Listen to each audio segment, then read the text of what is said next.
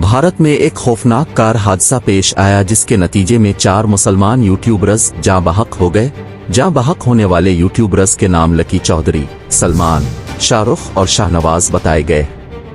भारतीय रियासत उत्तर प्रदेश के अमरवह जिला में 2 गाड़ियों के तसादुम के नतीजे में 4 मुसलमान यूट्यूबर्स जाँ बहक हो गए, जबकि हादसे में 6 अफराद जख्मी हुए। नौजवान यूट्यूबर रो एंडी दोवोल के नाम से यूट्यूब चैनल चला रहे थे।